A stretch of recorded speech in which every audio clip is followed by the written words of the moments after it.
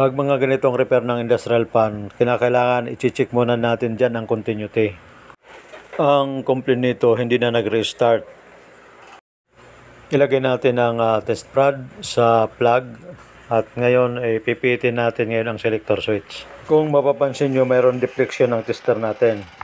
Ngayon i-select natin yung number 2 at kasama na rin ang number 3. Kung mapapansin nyo, mayroon din deflection ang tester natin. So anong ibig sabihin yan? Ang ibig sabihin yan, buo pa yung kanyang winding ng motor.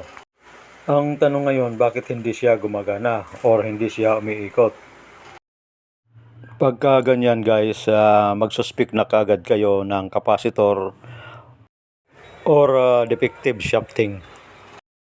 Nandyan din ang bushing na kasama rin sa mga posibilidad ng mga sira. Ang gagawin natin ngayon, i-plug natin at obserbahan. Kung mapapansin nyo, nasa 0.4 ampere siya. At agad kong ino-off yan dahil umuugong yung motor at hindi pwede magtagal yan para hindi masunog yung motor. Indikasyon ng kapasitor or umipit yung shafting. Pagka ganyan umuugong ang electric fan, i-on ang selector switch at select number 1 at i-try nyo ikotin yung fan blade. Pagka yung fan blade ay umikot ng tuloy-tuloy, indikasyon yan ng kapasitor ang sira niya. Kung makikita nyo, nagtuloy-tuloy ang ikot ng fan blade. So ibig sabihin yan, buo pa ang kanyang motor. Ang kulang lang sa kanya, yung starting. Kung mapapansin nyo, halos lahat ng electric fan mayroon kapasitor. So anong purpose ng kapasitor na yan? Bakit siya mayroon dyan? Para yan sa running ng motor.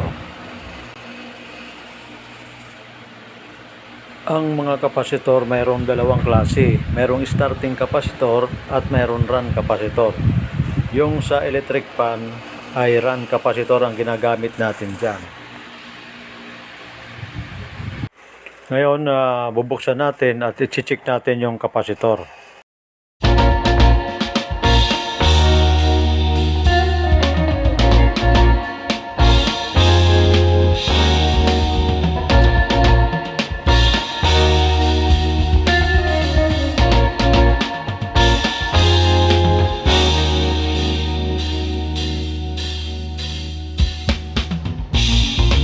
Kung matanggal nyo na yung cover, hipuin nyo yung motor kung sobrang init. Kung sobrang init, isang indikasyon na may tama yung winding. Sa pagkakataon na to, ang motor niya ay okay.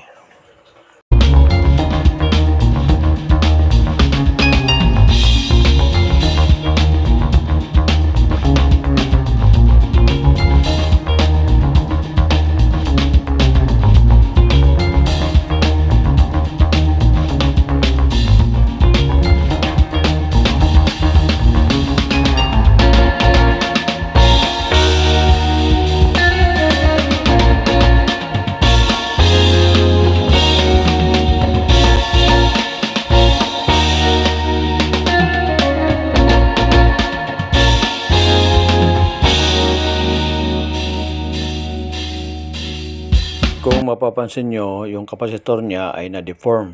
Hindi siya nasa normal shape.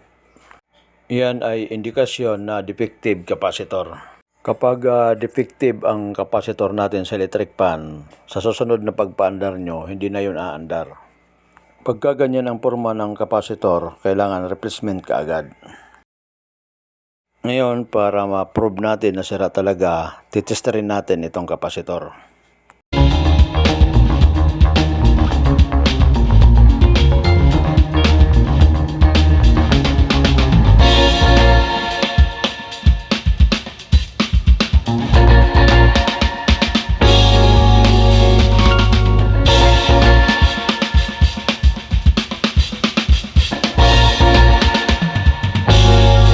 Kung makikita nyo yung value ng kapasitor, yan po ay 1.5 UF.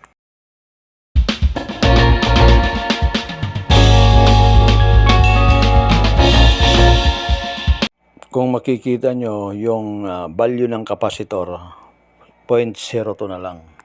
Ang ibig sabihin yan ay defective talaga yung kapasitor. Itong unit na to, nagawa ko na ito. Kung makikita nyo sa pitsan niya, May 31, 2021. Ngayon, October 12, 2022. So, ibig sabihin yan, ang tinagal ng kapasitor niya is 1 year and 5 months.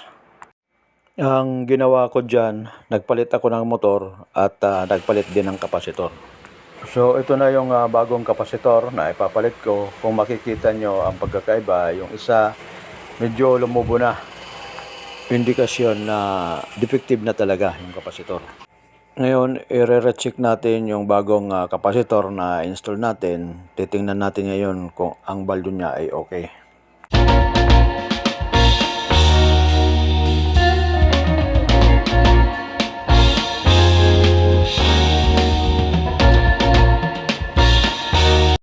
Kung makikita nyo, 100% ang value niya 1.5. Ngayon, bago natin i-install yung bagong kapasitor natin, i-check muna natin yung terminal ng para sa kapasitor kung may continuity.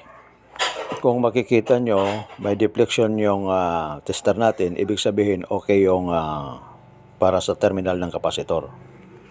Kung halimbawa hindi yan pumalo, ibig sabihin yan hindi natin pwede install yung kapasitor. Ngayon, itatap na natin yung ating bagong kapasitor.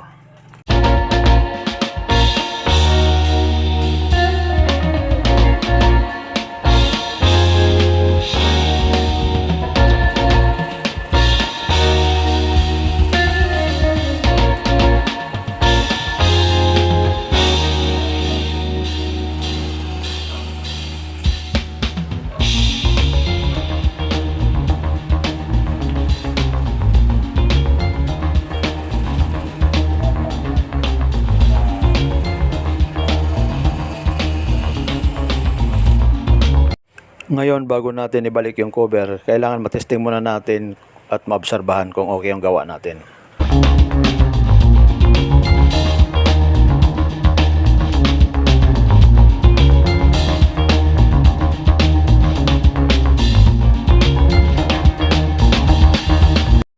Kung mapapansin nyo, nag-start ka agad at nag-rotate ka agad yung fan blade. Ang unit na ito nagpapakita na kapasitor lang talaga ang problema niya. Kung makikita nyo, pagka number 3 siya, nasa 0.4 ampere ang ampere reading niya. Pag naka number 1, nasa 0.3 ampere ang reading niya. Kaya yung tip ko sa mga gumagamit ng electric fan, gamitin nyo lang ang speed na number 1 at number 2. Para hindi persado yung motor at hahaba din ang serbisyo ng kapasitor at yung shafting niya kasama na rin ang bushing. Pagka number 3 ang speed natin sa electric fan, naka full speed ang rotation niya. So kung araw-araw nyo yung gagamitin na naka full speed, ay hindi talaga magtatagal ang electric fan natin. Depende po yan sa brand ng electric fan. Ngayon, ipapinalas na natin para may balik na natin yung cover at para muling matesting ang unit.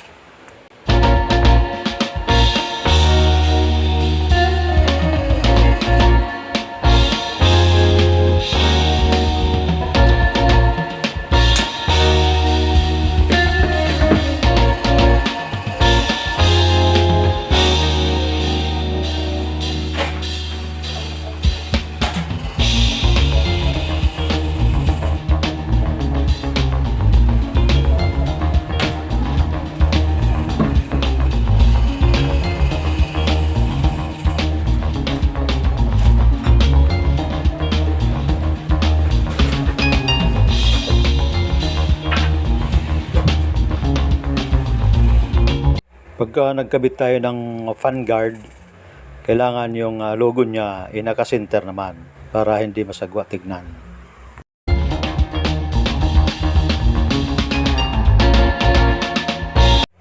Ngayon, plug na natin para muling maobserbahan ang unit natin.